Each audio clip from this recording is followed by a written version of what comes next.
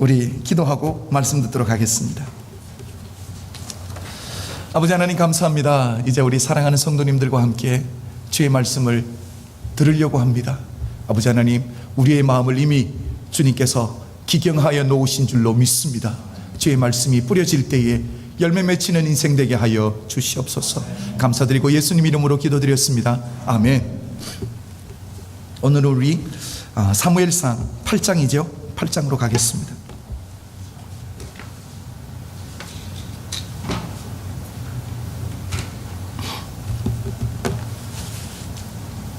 사무엘상 8장 전체를 다 볼 텐데 오늘 우리가 먼저 함께 읽을 말씀은 1절부터 7절까지 말씀 보도록 하겠습니다.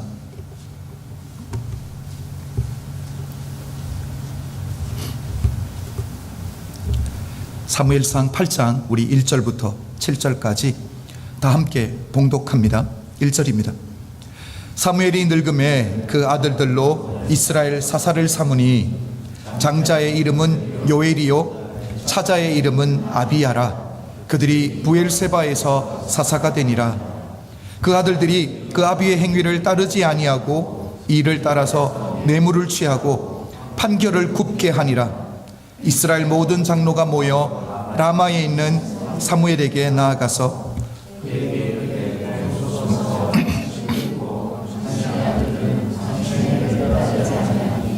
열방과 같이 우리에게 왕을 세워 우리를 다스리게 하소서 한지라. 우리에게 왕을 주어 우리를 다스리게 하라 한 것을 사무엘이 기뻐하지 아니하여 여호와께 기도하매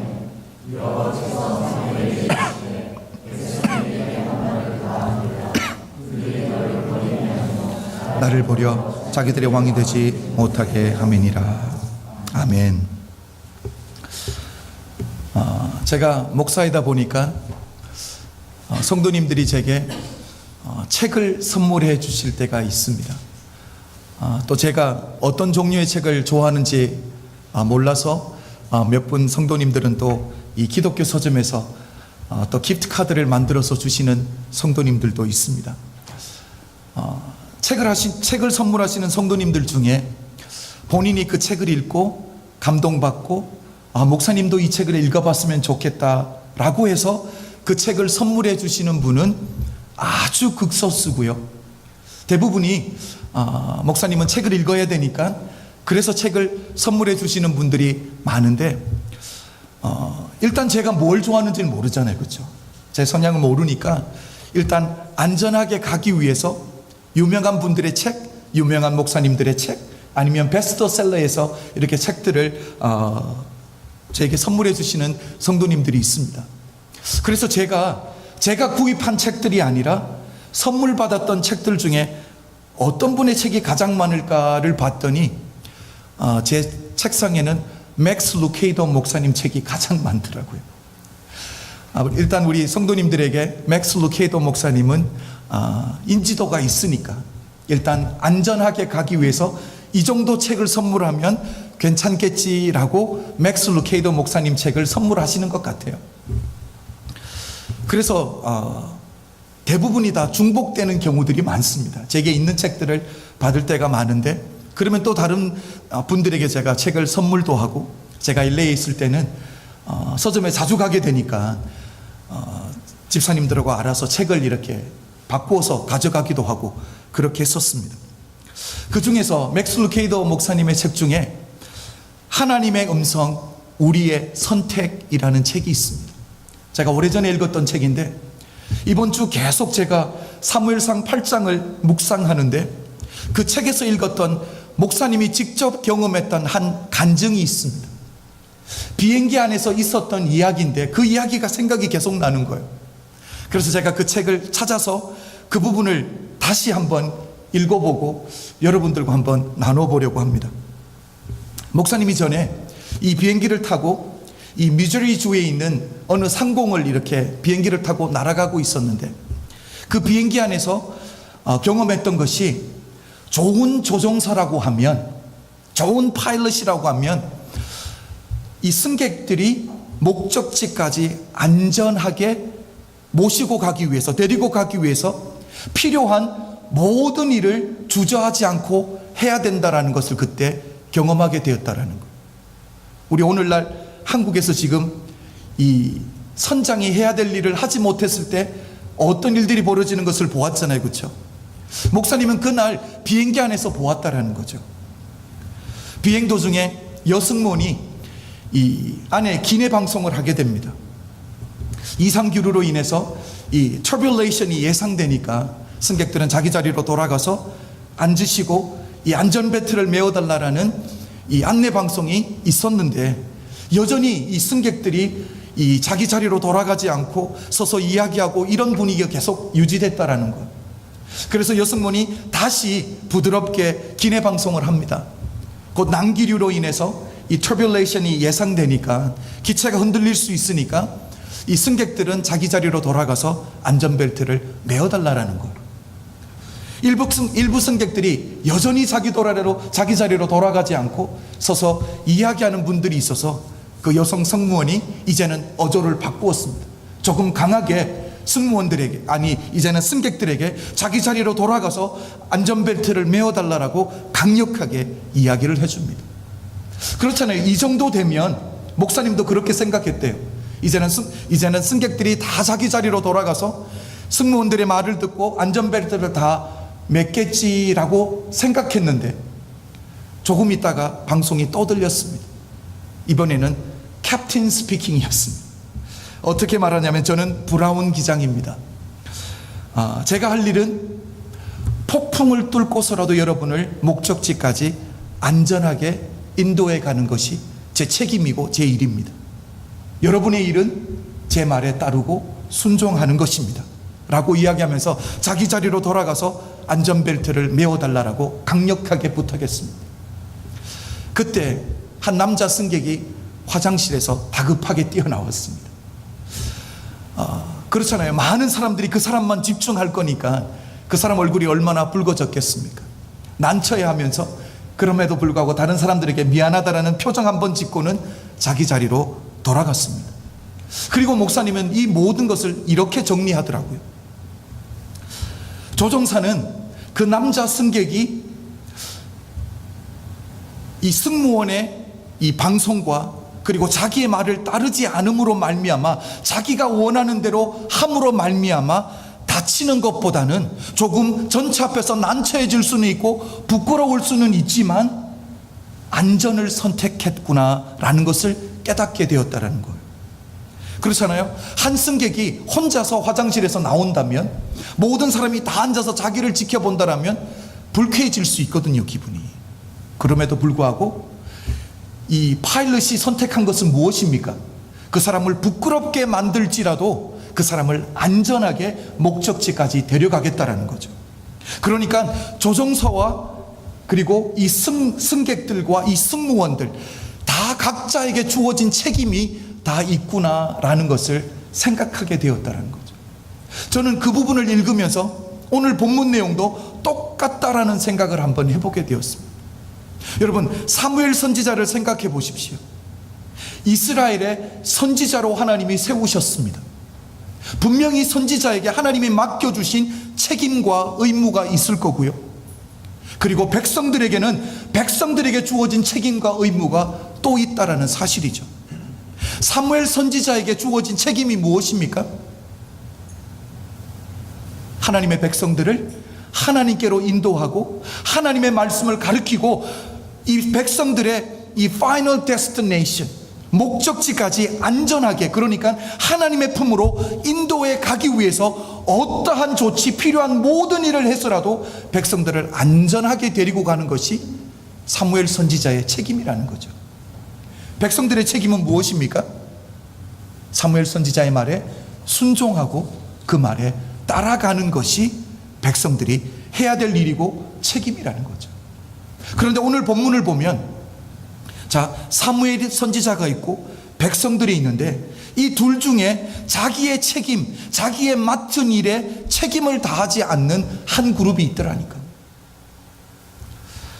오늘 본문 사무엘상 8장은 사무엘 선지자와 이 백성의 리더들인 장로들과의 그 사이에서 많은 대화들이 오고 가고 있습니다. 그런데 이 대화가 오고 가고 있는데 대화의 핵심 내용이 뭐였습니까? 여러분, 대화의 핵심 내용이 뭐였죠? 이스라엘 백성들의 요구 무엇입니까? 왕을 세워서, 열방들과 같이 왕을 세워서 우리를 다스리게 해달라는 것. 이것이 바로 핵심 내용이었어요. 그렇죠? 이걸 가지고 사무엘 선지자와 백성들의 대표인 장로들 간에 대화가 오고 갔습니다. 자, 사무엘이 어떻게 반응했습니까? 아니, 사무엘이 어떻게 반응한 것 이전에 우리 하나님이 이 백성들의 요구, 그 다음에 이 장로님들의 요구에 대해서 어떻게 생각하고 있는지 먼저 한번 읽어보도록 하겠습니다. 7절입니다. 우리 7절 다 함께 읽습니다. 시작. 여호와께서 사무엘에게 이르시되 백성이 내게 한 말을 다 들으라. 그들이 너를 버림이 아니요 나를 버려 자기들의 왕이 되지 못하게 함이니라. 자, 하나님이 사무엘에게 백성들이 요구하는 것을 허락해 주라고 말씀하셨습니까? 허락해 주지 말라고 말씀해 주셨습니까? 들어주라라는 거죠. 그렇죠? 백성들의 요구를 들어주라라는 거예요. 그런데 여기서 중요한 영적인 원리가 있습니다. 허락을 하셨는데도 불구하고 하나님이 허락해 주신 건 맞습니다. 그런데 허락해 주셨는데 하나님이 기쁘게 흔쾌하게 허락해 주셨는가, 이것을 볼 수 있어야 돼요. 허락을 받았다고 해서 이게 진짜 허락이 아닐 경우가 성경에는 너무 많이 있다라는 거죠. 제가 이번에 한국과 중국을 갔다 왔잖아요.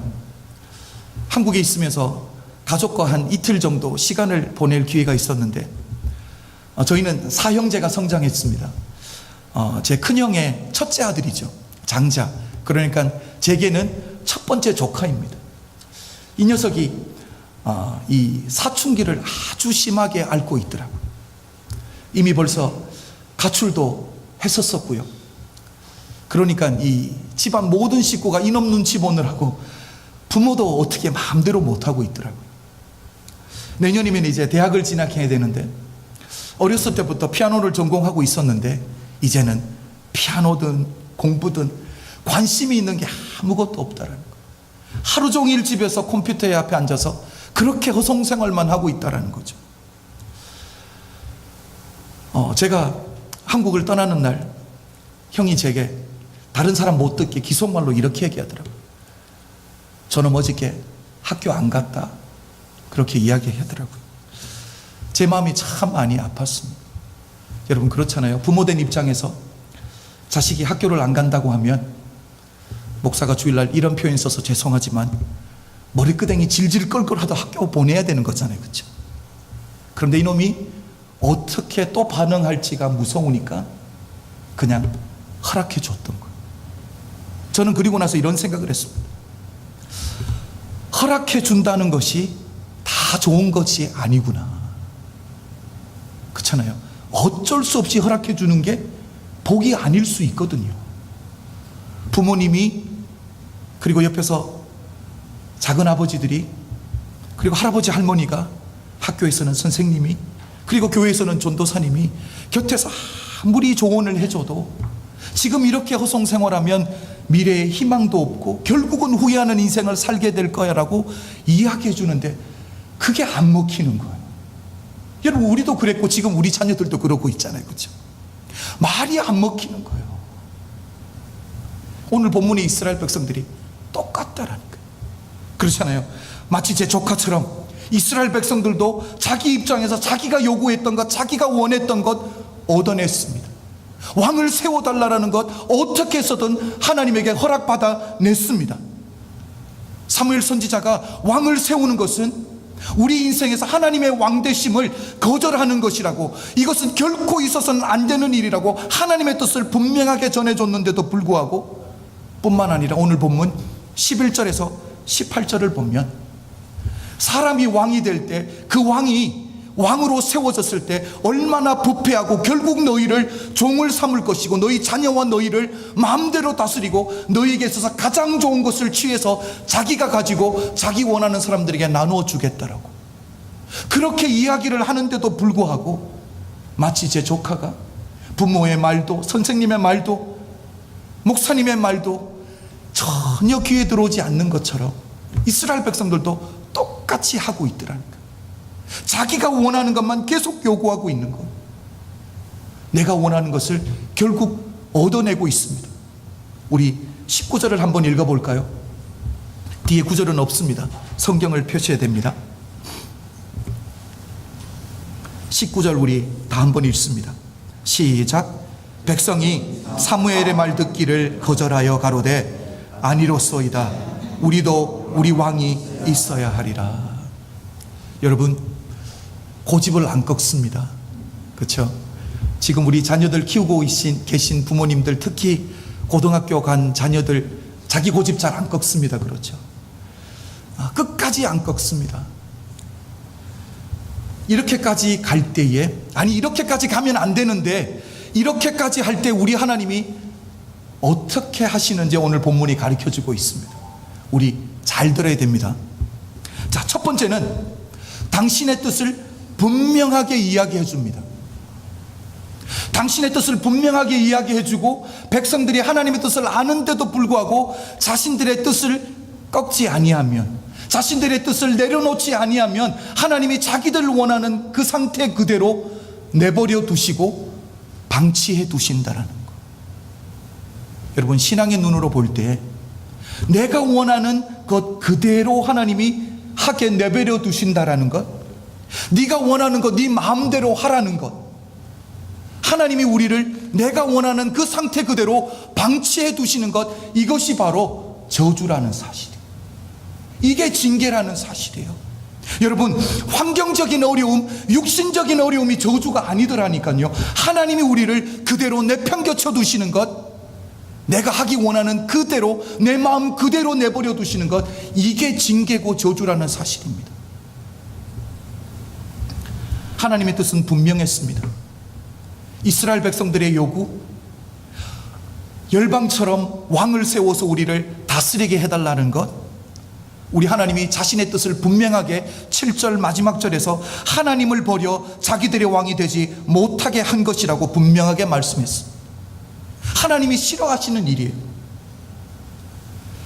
그럼에도 불구하고, 하나님의 뜻을 아는데도 불구하고 이스라엘 백성들이 뜻을 꺾지 않으니까, 열방들과 같이 여전히 우리도 왕을 세워달라고 하니까 그 원하는 대로 하나님이 내버려 두셨다라는 거예요.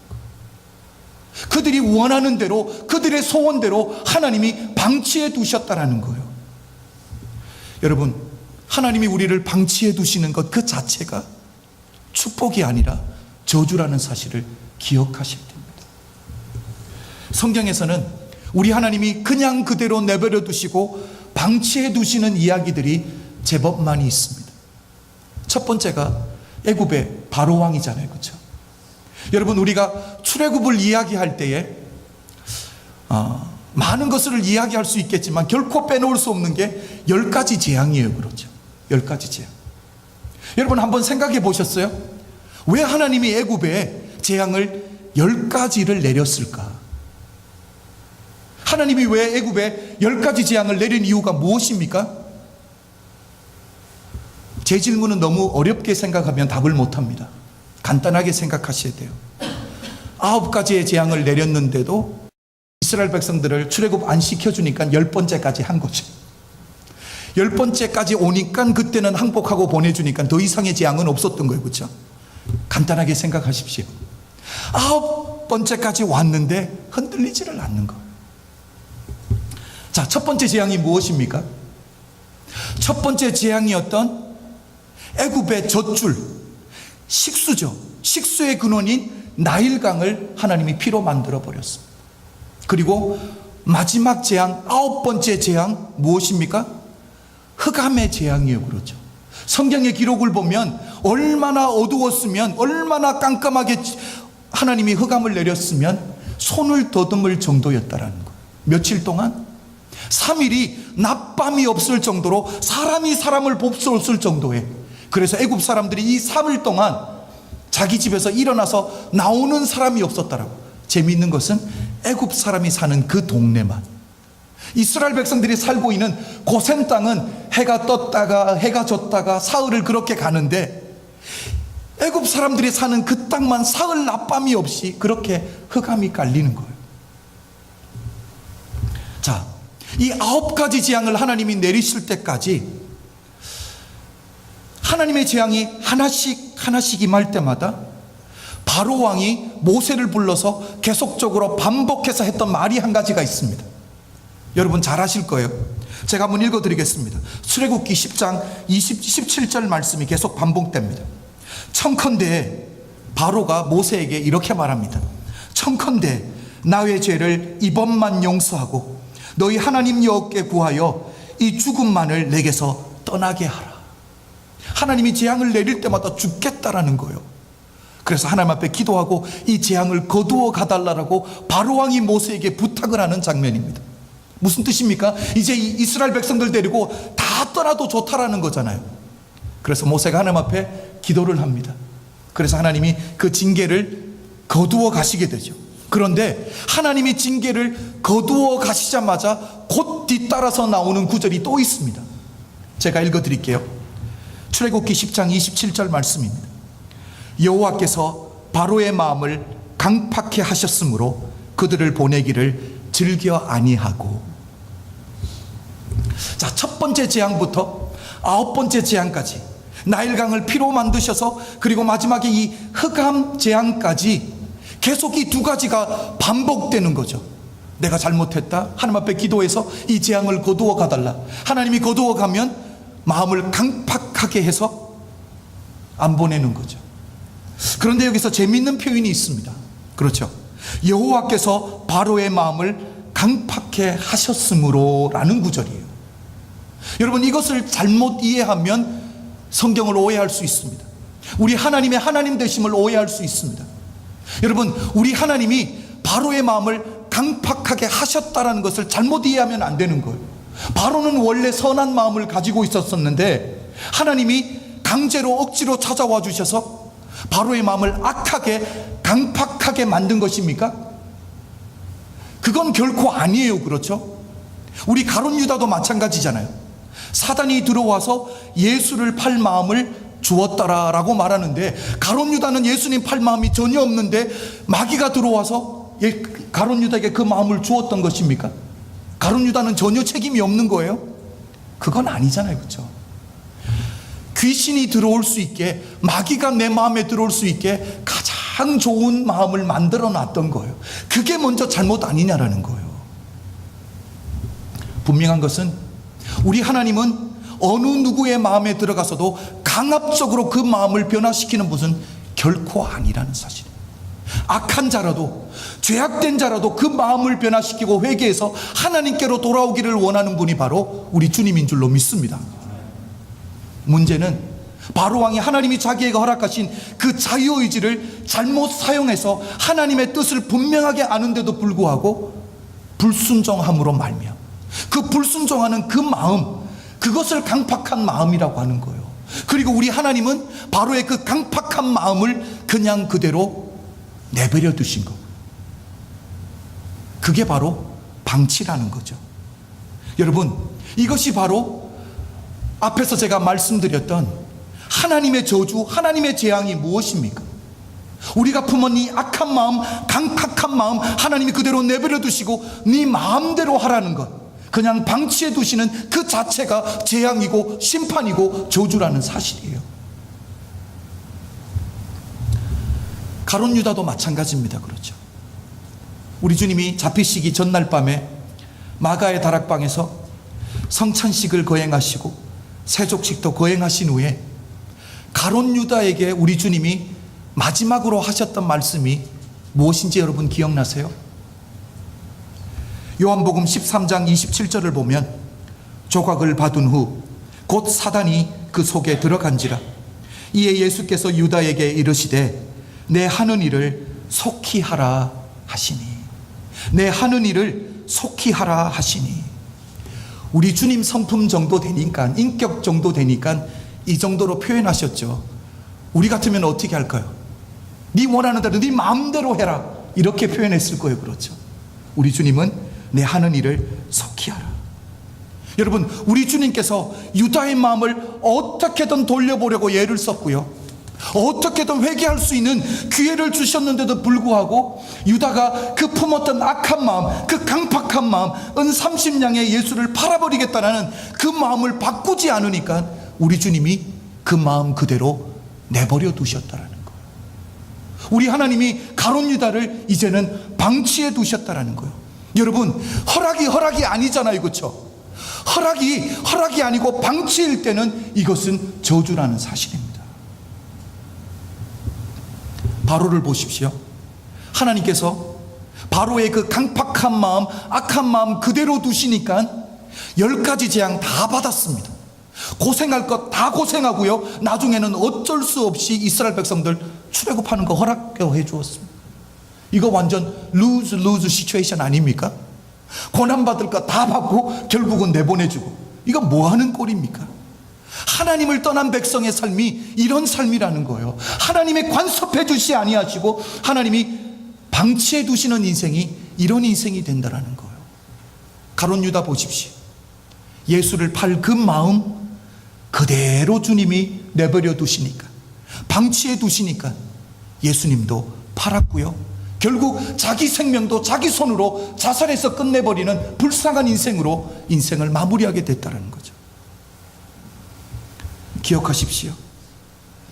하나님의 허락이 꼭 축복이 아니다라는 사실, 그것이 내 인생의 저주가 될 수 있다라는 사실.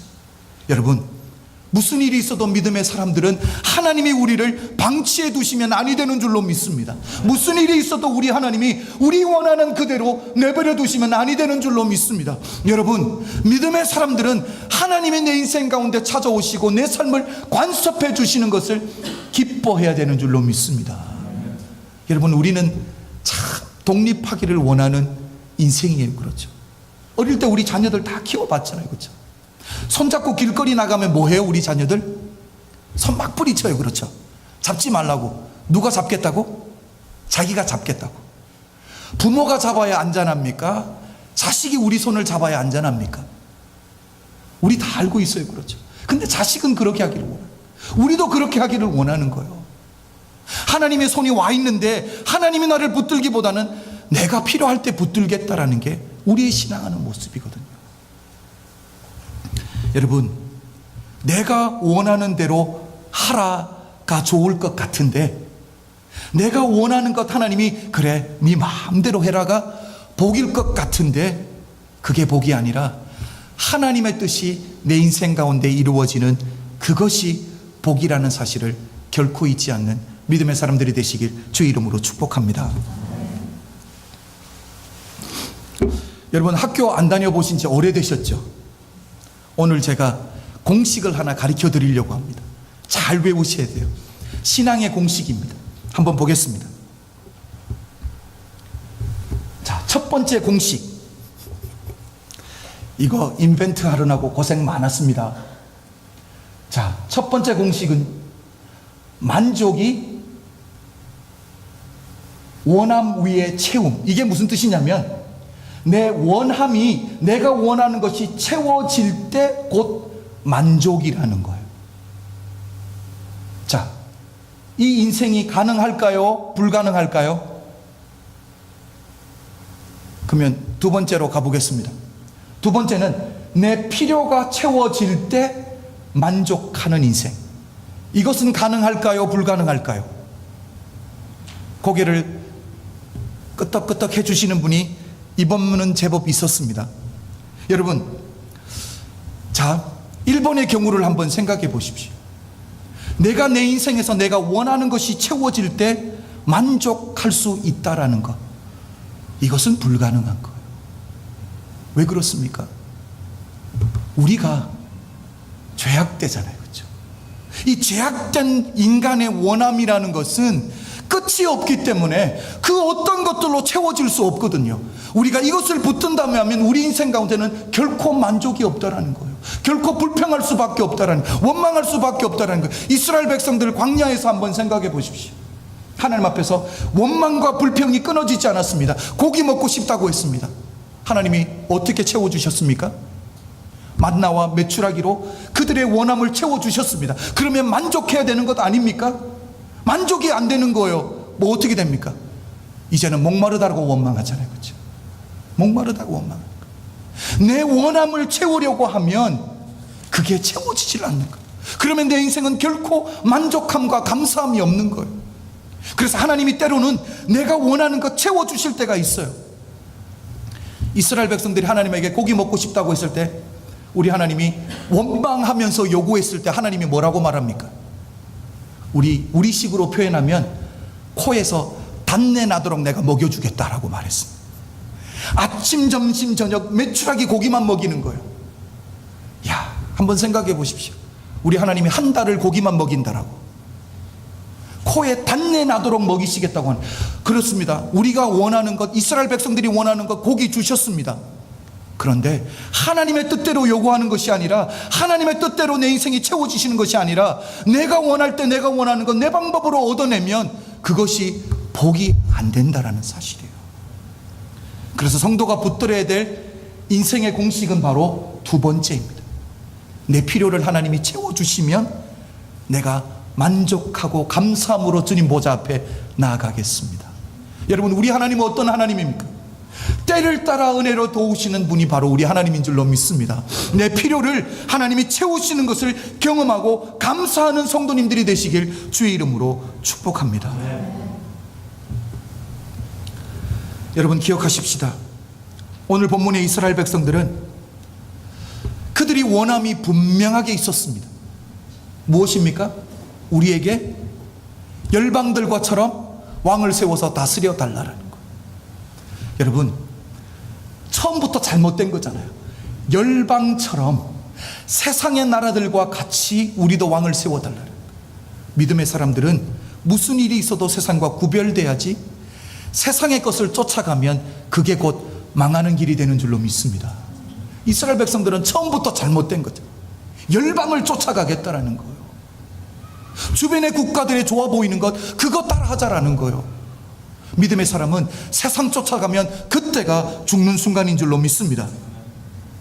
여러분, 하나님께서는 분명하게 하셨습니다. 이스라엘 백성들의 필요한 것이 무엇인지, 이스라엘 백성들에게 필요한 것이 무엇입니까? 우리 하나님이 전지전능하신 천지를 창조하신 우리 하나님이 이스라엘 백성들의 왕이 되셔서 그들을 인도해 가시는 것, 그것이 필요한 것을 분명하게 알았는데, 이스라엘 백성들은 내가 필요한 것이 중요한 것이 아니라 내가 원하는 것 채워달라는 거예요.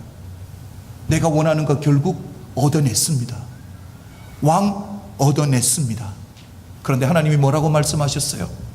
그 왕이 결국 너희들을 종으로 만들 것이고, 너희 자식들 자기가 원하는 대로 부리고 살 것이고, 너희에게 가장 귀한 것 다 취해서 자기가 가지고 자기가 원하는 사람들에게 다 나눠줄 거라.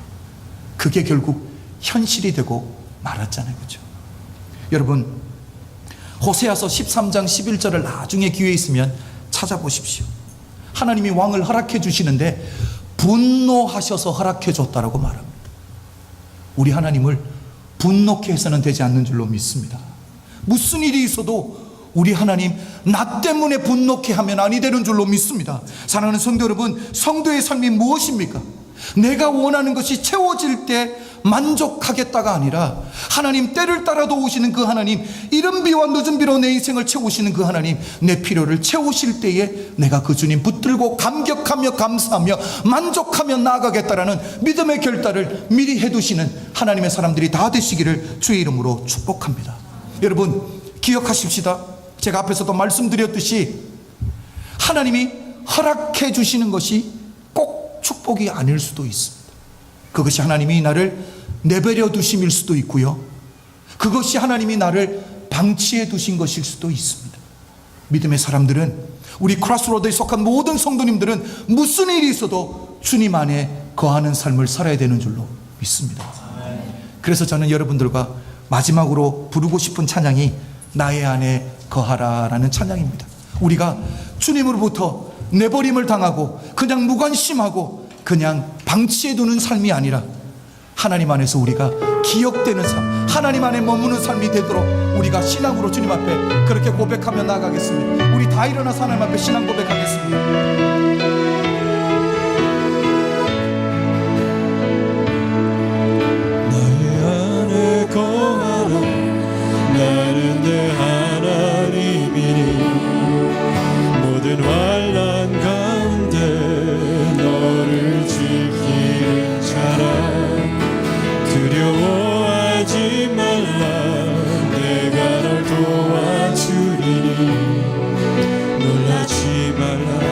손 잡아주리라. 나의 안에 거하라, 나의 안에 거하라. 나는 내 하나님이니 모든 환난 가운데 너를 지키는 자라. 두려워하지 말라, 내가 널 도와주리니. 놀라지 말라, 내 손 잡아주리라. 내가 너를 지명하여 불렀나니 너는 내 것이라.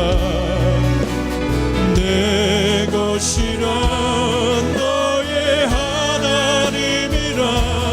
내가 너를 보배롭고 존귀하게 여기노라. 너를 사랑하는 내 여호와라. 내가 너를 지명하여 불렀나니 너는 내 것이라. 내 것이라, 너의 하나님이라. 내가 너를 보배롭고 존귀하게 여기노라. 너를 사랑하는 내 여호와라. 내가 너를 지명하여 불렀나니 너는 내 것이라. 내 것이라, 너의 하나님이라. 내가 너를 보배롭고 존귀하게 여기노라. 너를 사랑하는 내 여호와라. 나의 안에 거하라. 나는 내 하나님 모든 환난 가운데 너를 지키는 자라. 두려워하지 말라, 내가 널 도와주리니. 놀라지 말라, 내 손 잡아주리라. 아버지 하나님, 이곳에 신앙의 아름다운 고백들이 있는 믿음의 사람들이 있습니다. 주 안에 거하는 것이 참된 복이라는 것을 고백하는 믿음의 사람들이 여기 있습니다. 아버지 하나님, 우리 사랑하는 성도님들을 무슨 일이 있어도 아버지 하나님 방치하는 일이 없도록 주님 품에 품으시고 주 안에 머물 수 있는 하나님의 사람들이 될 수 있도록 내 아버지 하나님 은총 베풀어 주시옵소서. 아버지 하나님, 우리 사랑하는 성도님들 중에 어느 누구도 아버지 하나님 내가 원하는 것 때문에 실족되지 아니하도록 하나님, 나를 나보다 전하시는 우리 하나님께서 내 필요를 채워가시는 그 하나님 은총을 우리 삶에서 기대하며 기다릴 수 있는 믿음의 사람들이 다 될 수 있도록 내 아버지 하나님 축복하여 주시옵소서. 아버지, 그래서 믿음의 사람들이 아버지 하나님 하나님으로 인하여서 만족하는 자들 되게 하여 주시옵소서. 아버지 하나님, 오늘도 믿음의 사람들이 주님 우리에게 허락하신 것들을 기쁨으로 감사하며 주님 앞에 드렸습니다. 이것은 아버지 하나님 우리의 일부분이 아니라 이것이 우리의 전부인 줄로 믿습니다. 이것이 우리의 신앙인 줄로 믿습니다. 우리 사랑하는 성도님들이 드린 것들로 인하여서 하나님 나라가 세워지며 하나님의 교회가 든든하게 세워져 갈 줄로 믿습니다. 지금은 우리 주 예수 그리스도의 은혜와 독생자를 아낌없이 허락하신 하나님 아버지의 극진하신 사랑과 성령님의 감화 감동 역사하심이 오늘 이곳에 모인 모든 성도님들 머리 위에 지금부터 영원토록 함께 계실지어다. 아멘.